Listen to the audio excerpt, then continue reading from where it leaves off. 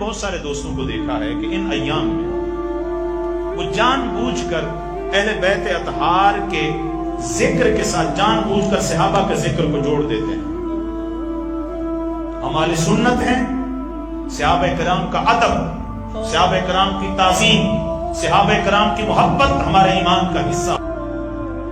مگر محرم الحرام کے دن آئے اور محض اہل بیت اطہار کے ذکر کو کم کرنے کے لیے ان کے ذکر کے ساتھ صحابہ کے ذکر کو جوڑ دینا، ایسا کرنے والا مبغض اہل بیت ہے، وہ اہل بیت سے بغض رکھتا ہے. اور ایسا کرنے والا وہ حرم مکی میں لال داڑھی والا اگر بیٹھا کوئی خارجی ہو یا پاکستان میں کوئی بیٹھا ناسبی ہو، یہاں ایسے لوگ بھی ہیں ان دنوں میں جن کو اللہ نے اولادیں عطا فرمائی، ماہ محرم الحرام میں اولادیں عطا فرمائی ہیں، بیٹے عطا فرمائے ہیں. 6، 7، 8، 9، 10 محرم الحرام کو ان کے پہلے فتوے جاری ہوئے کہ ان ایام میں شادیاں کرو، کوئی مسئلہ نہیں ہے. یہ سارا کچھ بغض اہل بیت پر تھا. پھر دوسرے سال اللہ نے بیٹا عطا فرمایا.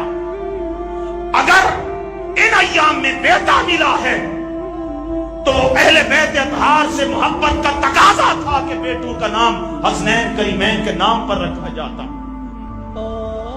مگر جان بوجھ کر مصطفیٰ کی اہل بیت پر نام نہیں رکھا گیا، حسنین کریمین کے نام پر نام نہیں رکھا گیا. جان بوجھ کر ان لوگوں کے نام پر نام رکھا گیا جن لوگوں نے ممبروں پر مولا کائنات کو گالیاں دی، جنہوں نے مولا کائنات کو شہید کروایا، جنہوں نے امام حسن مجتبی کو زہر دیا، جنہوں نے اہل بیت اطہار سے محبت کرنے والوں کی آنکھیں نکالی، جنہوں نے محض امام نسائی کو اس وجہ سے شہید کیا کہ امام نسائی نے مولا کائنات علی المرتضیٰ کی عظمت میں حدیثیں اکٹھی کی تھی. لہذا ان ایام میں بیٹے پیدا ہوں، بیٹوں کے نام حسنین کریمین پر نہ رکھنا. یہ ایام آئے حسنین کریمین کا ذکر نہ کرنا اور ان کے ذکر کے ساتھ صحابہ کے ذکر کو جوڑ دینا، یہ سارا عمل دلالت کرتا ہے کہ دل میں بغض اہل بیت بھرا ہوا ہے. اور میرے آقا نے فرمایا من ابغضنا اہل البیت حضرت اللہ یوم القیامت یہودیہ.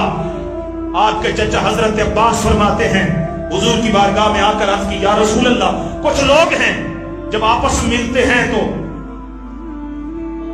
اس طریقے سے بازو کھول کر چہرے ہنسی میں مبتلا کر کے ایک دوسرے کے ساتھ ملتے ہیں، لیکن آقا جب آپ کے خاندان والوں کو دیکھتے ہیں، آپ کے گھر والوں کو دیکھتے ہیں تو سینے میں گھٹن آ جاتی ہے، چہروں سے ان کے آثار خوشی متغیر ہو جاتے ہیں.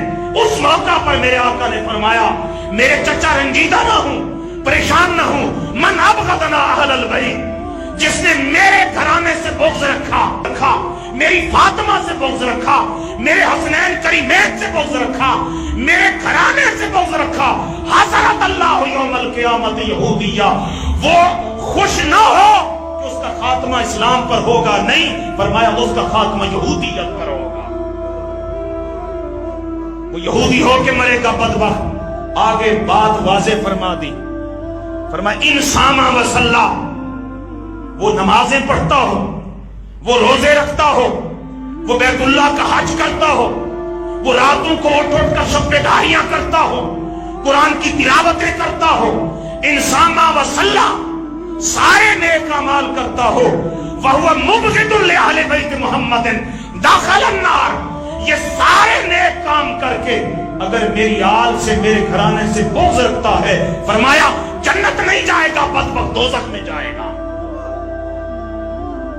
کیوں؟ اس لیے کہ جنت کا مالک میں مصطفیٰ ہوں، جنت کا مالک میں مصطفیٰ ہوں،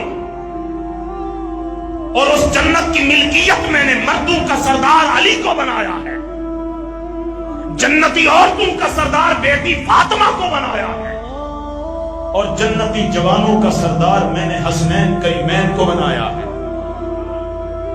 जन्नत मेरी मिल्कियत, जन्नत का मालिक मेरा घराना, जिसने मुझसे, मेरे घराने से, मेरी आग से बुग़्ज़ रखना है, वो बदबख्त जन्नत में क्या करने जाएगा। लिहाजा अहले सुन्नत का वाज़ेह अकीदा है कि हम शरफ सहाबियत होने की वजह से हजरत मुआविया के बारे में हमारी जुबानें खामोश रहनी चाहिए। हुक्म है उनकी ना तारीफें बयान करो, ना उनकी शान में कोई गाली गलौज के अल्फाज अदा करो। इस्लाम की 1450 साल की तारीख में किसी की जुर्रत नहीं हुई, मगर आज अहले सुन्नत के लिबादे में, अहले सुन्नत के रूप में कुछ नास भी ऐसे आए हैं जिन्होंने हजरत मुआविया का उर्स मनाना शुरू किया है, जिन्होंने उनकी शान में कसीदे पढ़ना शुरू किए हैं, जिन्होंने उनके उर्स मनाना शुरू किया, उनके लिए जुलूस निकालना शुरू किए हैं। ये सारा कुछ करके तुम जो कुछ चाहो करो, मगर हम अल्लाह के हुजूर दुआ करते हैं, मौला जिसने भी तेरे महबूब के घराने की किसी मौका पर तौहीन की, उनके किसी भी कत्ल में मुलव्वस रहा, उस घराने को उजाड़ने में मुलव्वस रहा, मौला जो उनसे मोहब्बत करता है तू उनको उन्हीं के साथ उठाना। और हम दुआ करते हैं हमें अहले बैत अतहार के गुलामों में क़यामत के दिन खड़ा करना। लिहाजा दो अकीदा अपनाएं, ना खारजी बने कि यजीद और उसके खानदान के हम अजमतों के चराग उठाकर लोगों को बताएं नहीं जी वो जन्नती थे, फलां थे, और ना नासबी बने। अहले सुन्नत का क्लियर अकीदा है कि अहले बैत अतहार से जिसने भी बुग़्ज़ रखा, दुश्मनी रखी, उसने दोज़ख में जाना है। और उस वक्त यजीद इमाम आली मुकाम के जिक्र को मिटा ना सका। जिसके पास कुव्वत है, ताकत है, जबर है और सारी हुकूमती एनर्जी जिसके पास है, वो खत्म ना कर सका। आज करोड़ यजीद आ जाएं, इमाम आली मुकाम के जिक्र को क़यामत तक कोई खत्म नहीं कर सकता। अहले बैत से मोहब्बत करें, उनसे मोहब्बत का तकाजा यह है जब याद आ जाए, रोना आए तो रो लिया करें, हुजूर की सुन्नत है। रोना ना आए तो कम अज कम उनकी मोहब्बत में रोने वालों का मजाक न उड़ाया करें। अल्लाह करीम हमें क़यामत की सुबह तक, हमारी आइंदा नस्लों को क़यामत की सुबह तक अहले बैत अतहार की गुलामी में रखे। व आखिरु दावाना अनिल हम्दुलिल्लाह।